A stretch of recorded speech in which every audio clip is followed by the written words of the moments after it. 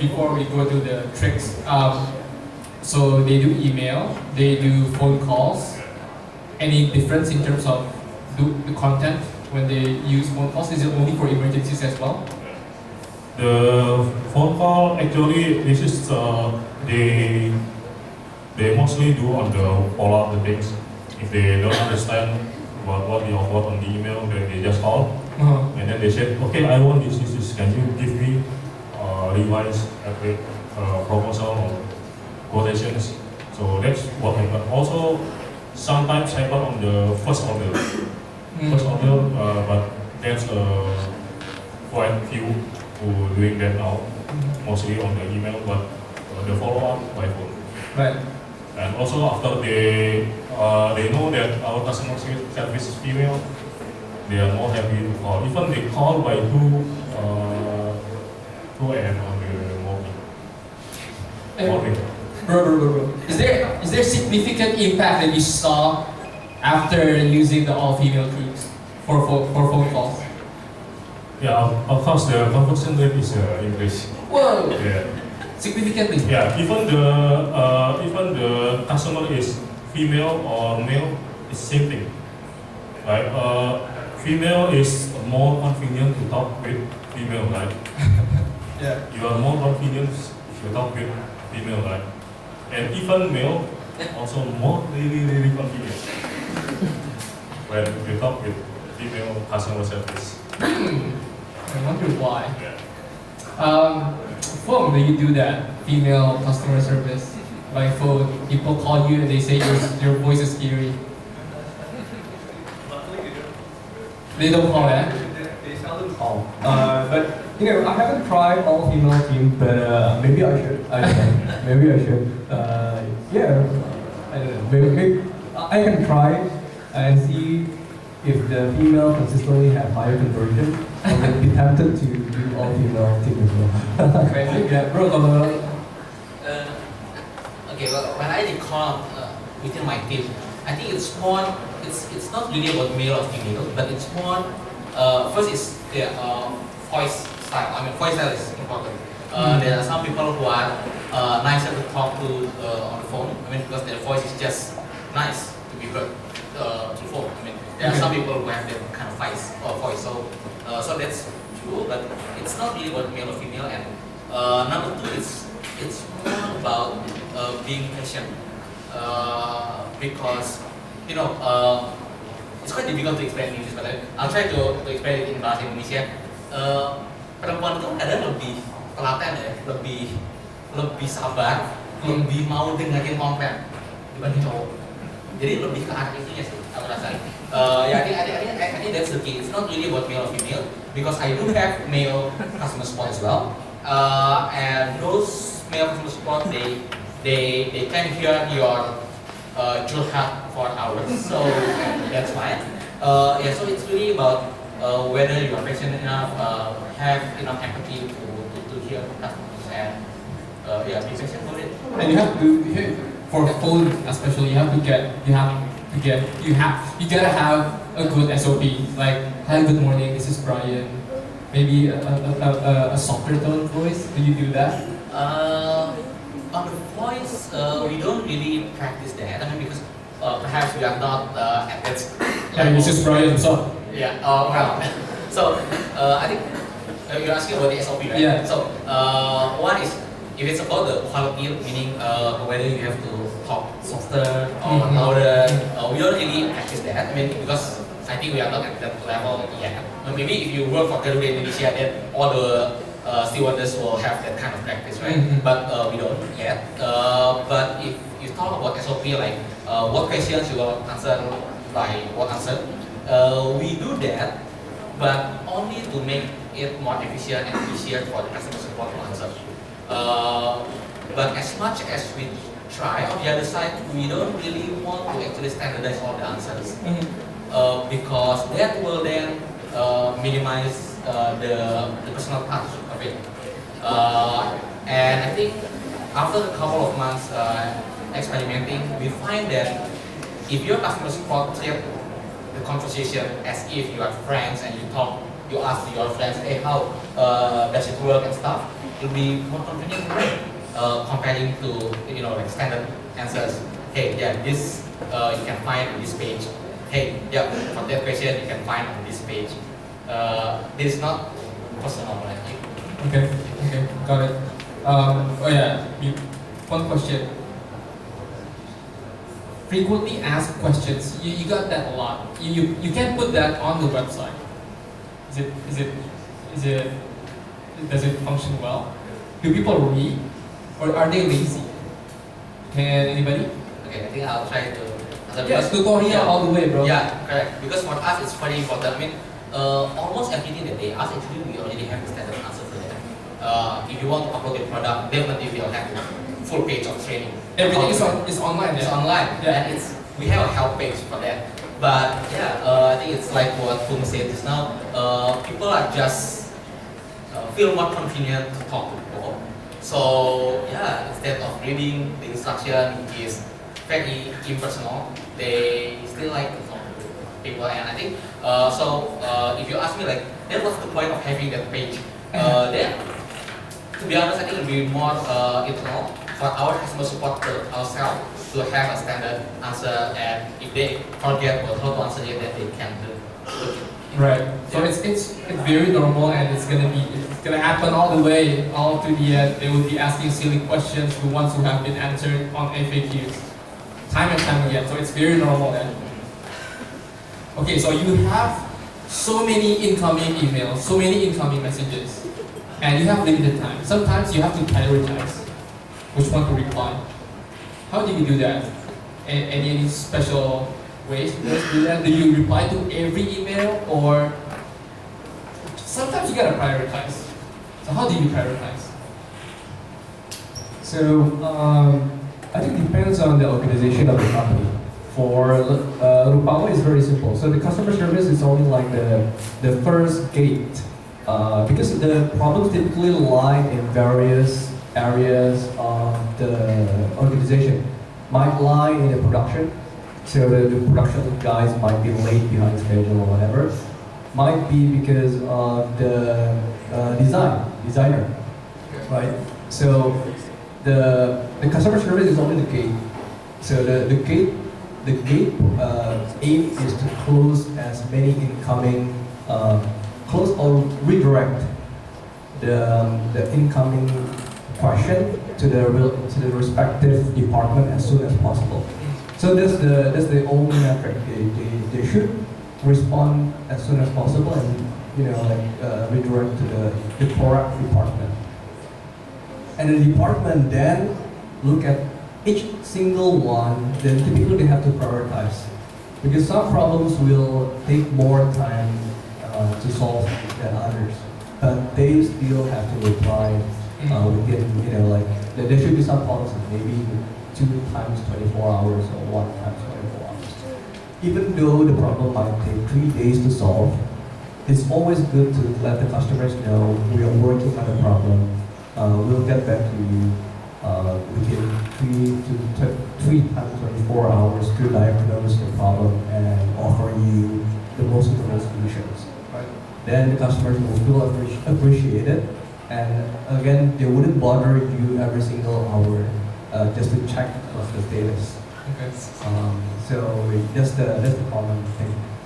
Normally email reply would be like, "Thank you for contacting us. We'll handle your queries immediately." Is it important, or should you do it with personal touch? Unfortunately, we haven't done it, because I think if it's too templated, customers will know. They will immediately know it's auto-generated, and they will ignore it, because it seems they would know that nobody in the organization actually read my question. I think that's tough. Typically, we'll just be frank and tell the customer service to close, to respond as soon as possible, and that's it. Otherwise, they have a reason as well. Hey, I have an autoresponder. I can delay maybe tomorrow or maybe the day after. That doesn't count. So yeah, we don't do that. Okay, interesting. So out of the three of you, what's the worst customer experience you've ever had, customer support experience, and how did you handle it? I can imagine it's related to problems, so maybe like website down, tool leader isn't pretty enough, the shirt looks bad. What happened? What's the worst? Maybe I can start. So I think the worst customer relations would be like if their expectation is just above what we can deliver. And like sometimes at any point, even if you're really good, there's always a customer that is so picky you can't really satisfy that particular customer. Right.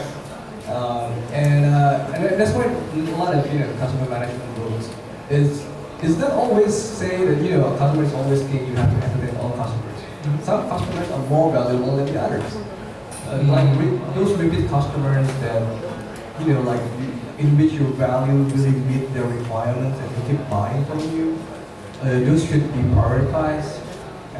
But those people that are really picky but only buy one for every single 1 year or 2 years and make the customer service officer life so much difficult for very little stuff like, hey, why there's a 2 additional pixel in my, let's say, and it bothers some people.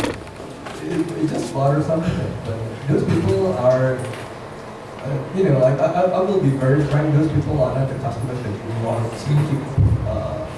So, I mean, if you want to say, yeah, sorry, but that's the best, like in all manufacturing, there's always tolerance, and that's within our tolerance. And if they are not happy, then be it. Like letting go customers is one of the, sometimes it's necessary, because maintaining, those customers is just gonna be more painful in the long run. Yeah. While you have much more valuable customers to attend to. Interesting. Letting go of customers. Yeah. But I think specifically speaking, I think there's a in Lazada there was particularly there's one lady who insisted that the packaging like she basically wanted the packaging to be perfect, right? Okay. And to us, it's just some of the things are really out of control, because when we ship things, we give it to a third party. Logistics. Yeah. Typically, if it's non-perishable or something that is quite safe, they will just wrap it using the plastic, and that's it. And only for those fragile stuff they will put like wooden brackets, or they will put the bubble wrap and so on and so forth. But this lady is so insistent, like maybe like so preoccupied with tidiness. There's a obsessive disorder or something. So she wants like the packaging to be perfect. And the problem is the goods. I forgot the exact goods, but it's something that is durable. Like if you take out the box, then you will throw the box, and the goods will still look new. Okay. And she kept like returning stuff, saying this is unacceptable. It looks like it's used item. No, we say it's not used item. It just went in logistics, when transporting things. They will just throw things around, and it's only passes around. So it happens. But don't worry, it's all new. You can see the warranty card and so on and so forth. What happened? Eventually, like we say, like we can't really deliver perfect package, especially for those kind of goods. If you want a full refund, we will give you a full refund. Yeah, so you said that you cannot deliver better, so either that or refund. Yeah. So, but that's after like the third try or something. Like we still tried to send her a new one. Probably like we felt like maybe in the past it was really damaged, the packaging. But it's not when she returned, we found out it's not really that damaged. It's like only a few scratches. But you know, we just some people are perfectionists. Right. Yeah. Right. Mas Bro, the most difficult customer. The most difficult customer, I think, yeah, everything we do right, even still wrong. What? Yeah, so there is one customer that she always never happy, or even we give treatment like more food and everything. Yeah. Still complaining, while the rest of the complaint is very happy. So that's really quite tough to solve, because let's say 10 people but happy, but only one happy with and we deliver the same service. Right. Yeah, so that's really tough, and actually what we do is we apologize even she's wrong. We think we deliver a good service, we still apologize, and then we treat her by give another souvenir, or give do the shopping, and then we mail the So you give appreciation. yeah. Give the appreciation, even she complain a lot on service that we think that we already good at it, and even her friend already happy. I think that's the most tough customer, because yeah, of course we cannot make everyone happy, right? There is some people with very high standard. There is some people that really don't care. Even I sleep in the hotel with cold shirts, it's fine. But there is some people that, hey, I need the bed cover. Why you give another color? That's hotel standard, right? not our fault, because but they insist that this is your fault. I need white bed cover. Why you give another? Why white, bro? What's wrong with you? Yeah, but I see that's maybe that's a learning for us.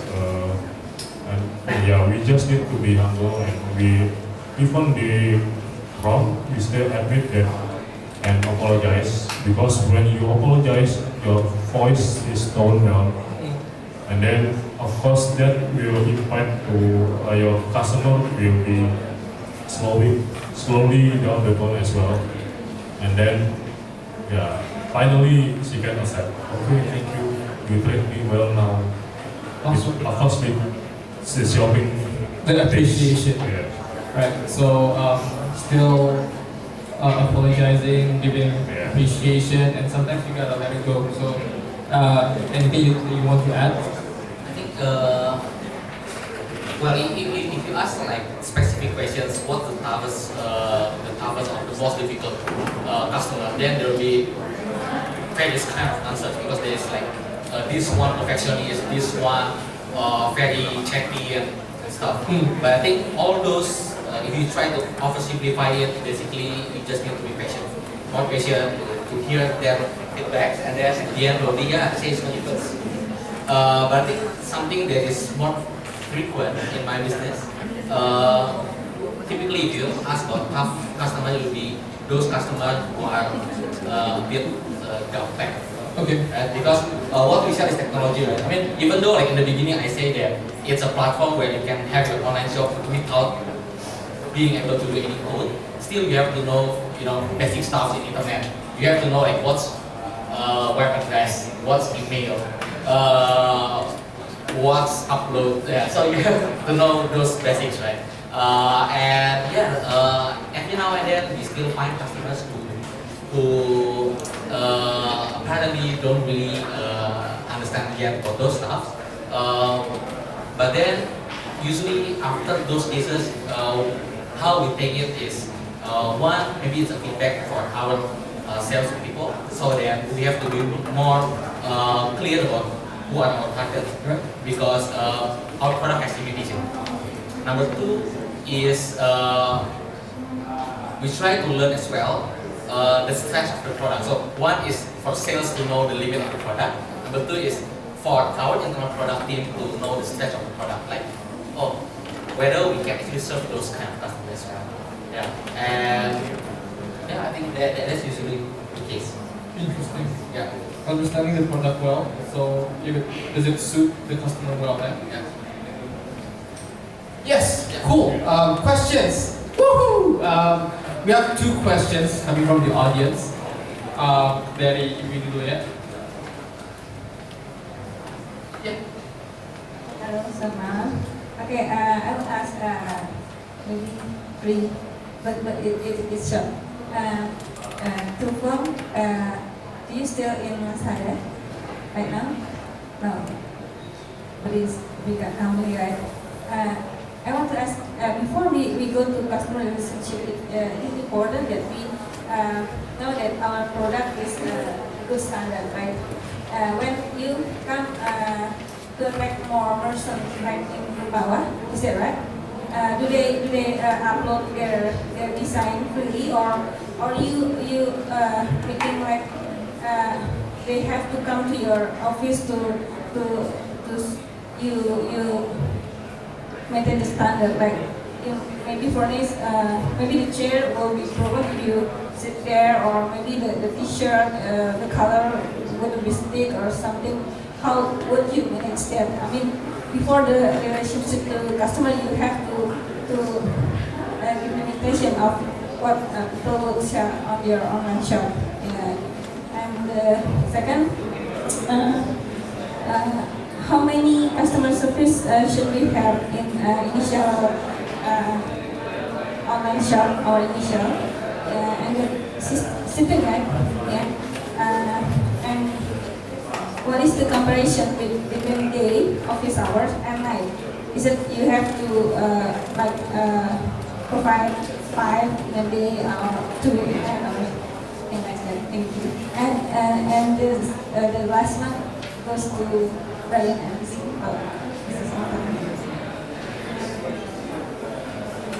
So the first question is there any filtering process for the incoming designs on Rupawa? So it depends on the philosophy of the website. For Rupawa, we don't want to be too exclusive. Like, I agree, like if you want to have a concept in which in your web page only the absolutely stunning designs available, it's one model. But Rupawa is not using that model. Rupawa is using a more inclusive model in which anybody can submit designs. But the way we basically categorize it, we have the art director's recommendations. So we give recommendations which are the good ones. So that's how basically people can discover the good ones. So to be very short, the answer is no, we don't filter. Anybody who has a creative mind, I think everybody has a creative mind, is allowed to submit anything as long as it's ethical and it's according to law and regulations, can submit anything. But we always pick a few really good ones, and we more actively market and communicate all the better ones. There's a filtering that way. Not at the first case. We still let people to participate. And about customer service, here's the thing: in startups, don't try not to have too many specialized roles very early. Like if somebody is handling customer service, most likely, like I think Sumartok is really highly related to customer. It's not only customer but also for sales guys, and sometimes it's also related for digital marketing, because then they know what keyword They know what kind of posts they should post on social media. So this role should be integrated into one. So in most startups, one dedicated customer service is more than enough. And sometimes even for one customer service, if you dedicate that person only to answer phones, answer questions, in very early startup, that person will spend most of his or her time doing nothing. Because, like for people to actually know the product and ask questions, the marketing has to be solid first, right? People have to come to the website first, right?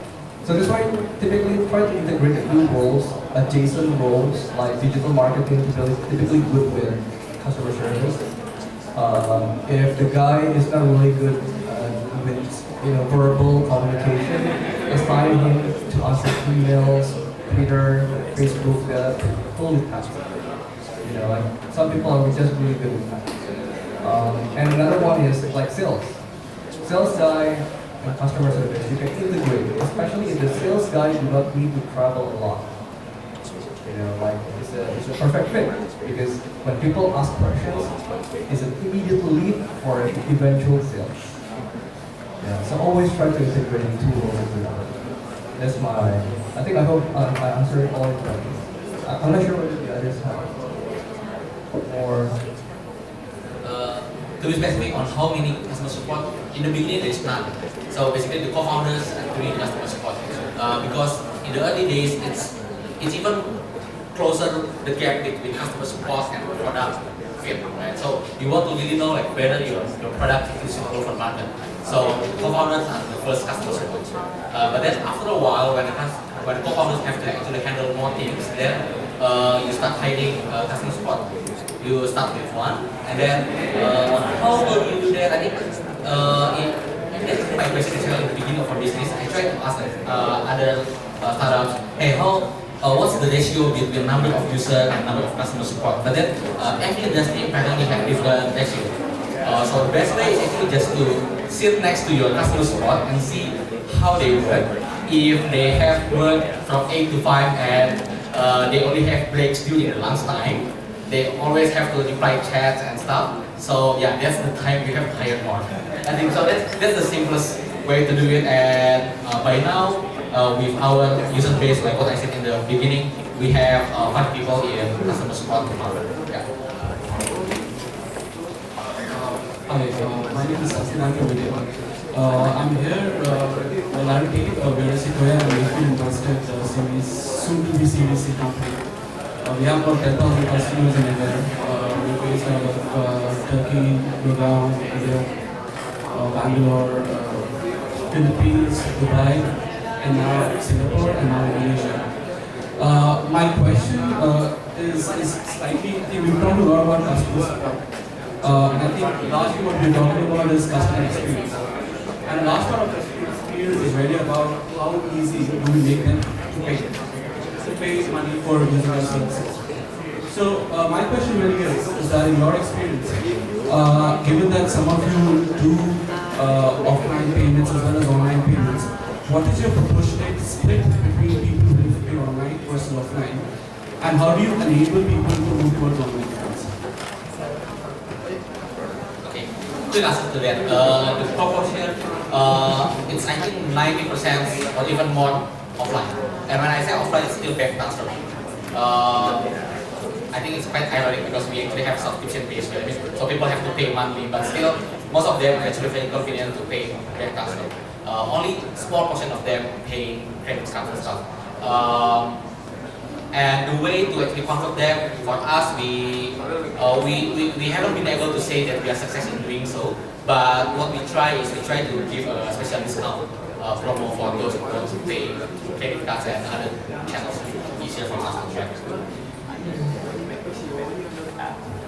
Which startup are you coming from again? Sorry? Nolarity. Okay. For Lazada, I think 70%. So when I left, I think that's 2013. 70% is still doing bank transfer. About 10% is doing credit card. 20% is COD. So again, very aligned with what Brian says. 90% is still offline loans. The thing is, we tried, we didn't really push them toward the online payment so much because we felt, Indonesia is very weird because it's so behind in terms of payment. Like in the beginning, we feel like credit card is definitely gonna be more than 10%. The fact is less than 10%. Credit card penetration is only 3% nationwide, and that's assuming we are talking only the number of credit cards issued. So but the thing is, we know that those people that have credit cards, they tend to have more than one credit card. So the effective penetration rate for credit card in Indonesia is less than 3%. It's much less than 3%. And that's the fact. And even bank transfers also, there must be a certain degree of trust before they can do bank transfers. And so in Indonesia, the weird thing is we even have to do the even more traditional thing versus bank transfer. We have to do COD. We have to deliver to them, say, hey, this is the goods. They look at the goods. They haven't, they look at the goods and then they give the money. It's very ancient, very very traditional. So we have to go that route. I think once the payment solutions get more mature, once the e-commerce players, I think a lot of e-commerce players here have better business, have better credibility as a whole, and the population start to more casually do e-commerce, then they will naturally go to bank transfer and credit card. But now it is still the way it is. Very challenging. So Marshal, I know that you also offer, on top of bank transfer and credit card, you also offer bank transfer via virtual accounts. Does that work? Yeah, we offer that, but I think for customers, they still feel too much complicated. They should going to any app and then touch this menu and then put the payment code and everything. So for us, the virtual account payment is still very low. But we still offer that. We try to give any payment channel. Once the first priority for early stage startup is to get as much traction as we can.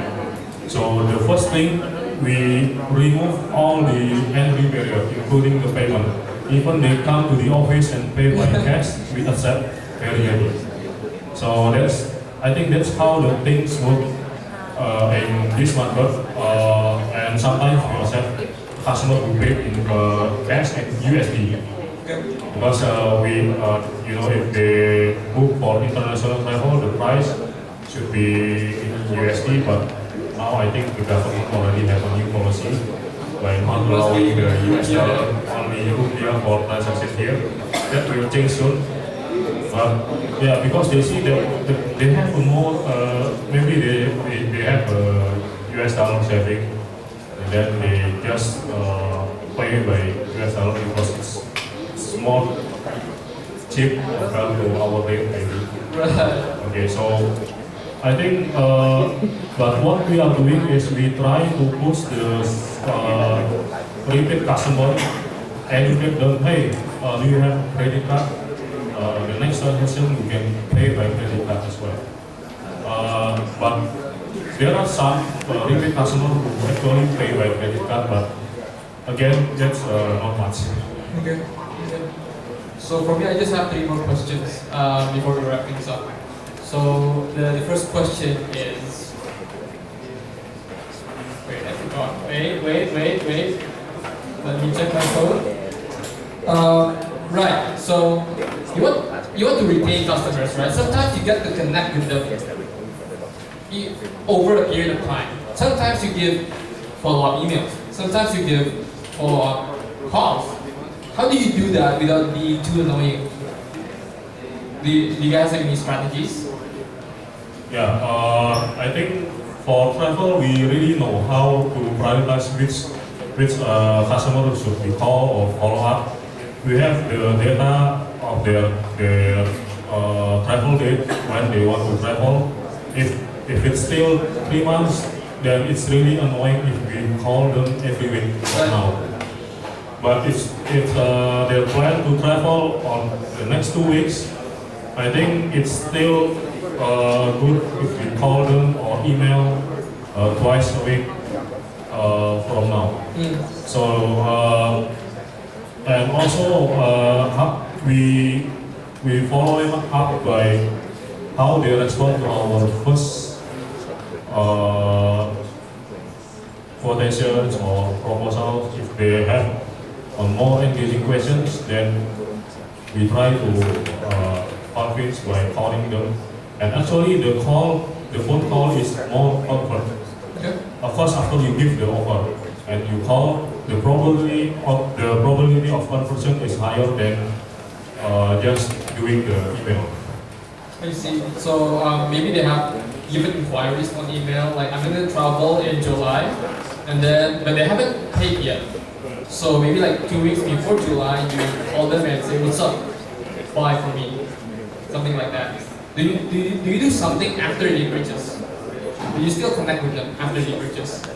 We connect with them and even the pre-trip, we tell them what should they do and what they prepare before the trip. And of course, a week after the trip, we send the email and ask for a review. And yeah, of course, we need the feedback or review. So that's how we build our engagement with customers. Interesting. Got it. Reviews. Ryan, anything else that you do? I think the key is, okay, whether it's annoying or not, it's like a conversation between friends, right? I mean, if I call you like out of nothing, probably you ask me like, hey, what do you call me for? Unless you're a girl, right? Okay, but so try to find reasons, good reasons to actually contact them. So usually, I mean, typically when we contact them via emails or call, usually it's based on event. So if it's like, okay, your subscription is expiring soon, so that's an event. So we contact them because of that. If they made their first order, meaning they have their website live and then they start to have some orders, then probably we'll contact them. Hey, congrats, you already have your first few customers. Cool. Probably we have some tips to actually help you grow. And other things probably something like what I said just now, like, if they are already using our service for 1 year, that's an anniversary between us, between Sirclo and the user. So yeah, thank you for sticking with us for 1 year. Anything that can help. So it's really more based on the event. If there's a good reason for you to call or for you to email, then that's good enough. Which is better, email or calls? For events. Okay, most of the case, actually, to be honest, to me, I don't have a strict data to actually answer that objectively, but I believe call will be better because again, there's a personal touch in it. But more often than not, you have too much things to do, so then you try to prioritize which one are one of the calls, which ones can be done. Right. Question, do you guys do SMS? Why not? I do. You do? Oh, why? Is it working? Why email? We Why do, and we also provide that service for our user. Because I think, okay, just to be specific, what the SMS is for. Usually it's for reminders. Okay. Like I think the same use case as your Google Calendar, even though I think they are going to stop it soon, but I don't know. But in the past, if you put something in your Google Calendar, then actually it'll be you can actually set auto SMS to remind you, right? Like half an hour before the meeting. So we do that as well for us as well as for our customer. If you you have add to your shopping cart and proceed to check out, usually you will have like 24 hours deadline to transfer, right? Then usually the middle can actually remind as well. I see, reminder, okay. Got it. Okay, so the last two questions is a plug for Bernardus, because the three of you are using Bernardus, right? Yeah. This is an event hosted by Bernardus. Just so a question for you guys, like, so why are you using it, and what do you have any feedback for Bernardus? What's good and what's bad from Bernardus? Let's make it neutral. Okay, I use Bernardus because email is really heavy on our company. Like what I said, I have 5,000 unread email. So there is no way if I go to my email account and then see the request one by one.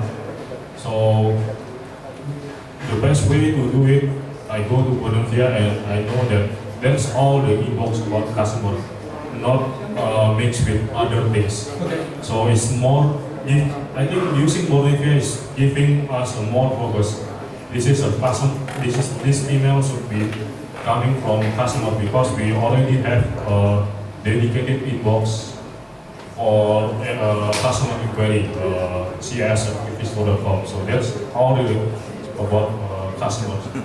And another thing, I think the good things about Bernardus, you can just filter and see which of your customer service team has more ticket or load, and I think from there we can analyze that this customer service is productive and the other is not really productive, so we can do a review, or even that will be our decision.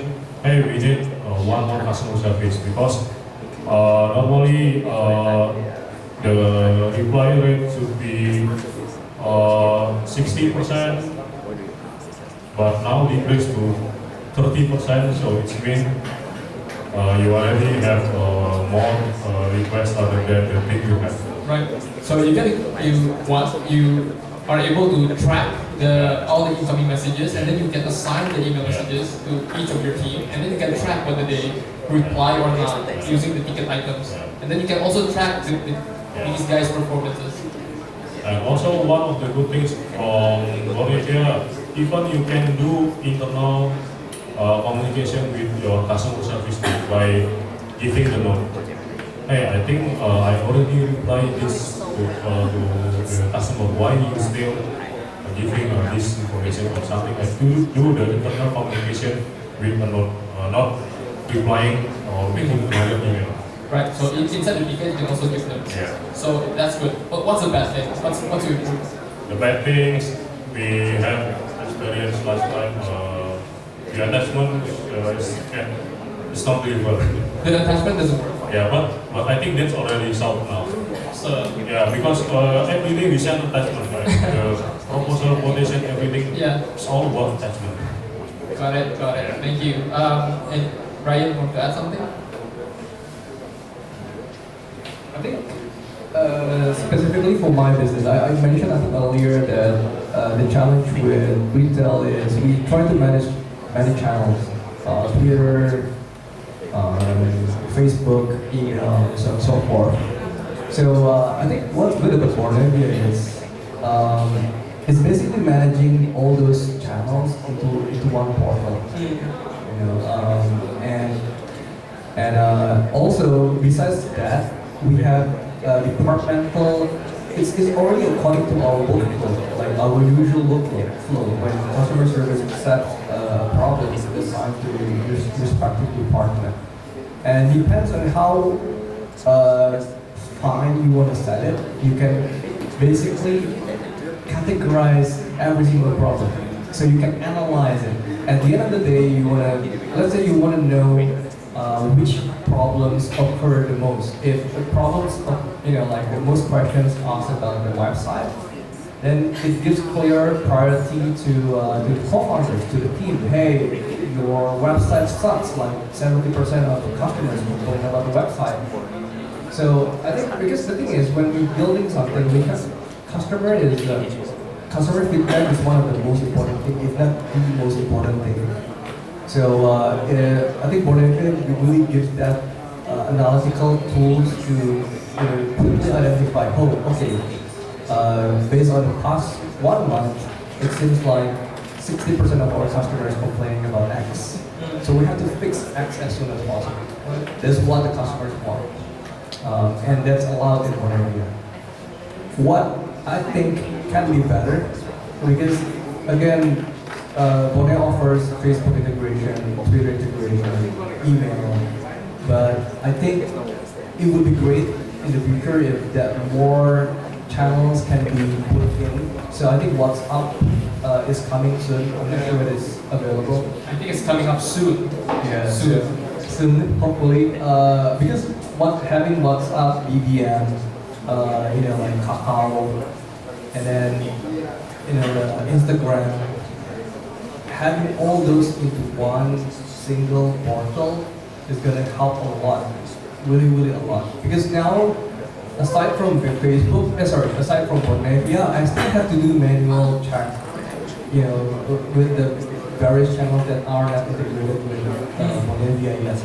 So I think that's one of the, not to say drawback, I think that's a potential improvement. If they can manage to, I think the most, so what we did in Lazada which is really cool, but it's also quite expensive. We use Zendesk in Lazada. It's quite expensive setup, but it allows ticketing system from various sources, and we can customize. So including calls, voice calls. So it's awesome, and it's included. So at some point, one of the engineers managed to even do SMS using Zendesk. So like, that's really cool. If Bernardus is managed, if Bernardus manages to do all channels, including voice, into one platform, that would be awesome. Right. Where's the Bernardus guys here? Right. I think the key is the same.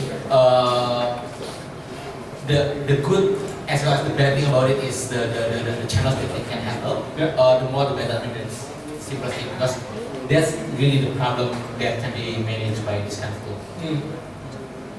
Got it. Awesome. Any questions from the audience before we wrap things up? No? No questions? Really? Sure? Sure. Okay. Thank you very much for Sumartok and Ryan. Let's give them a round of applause.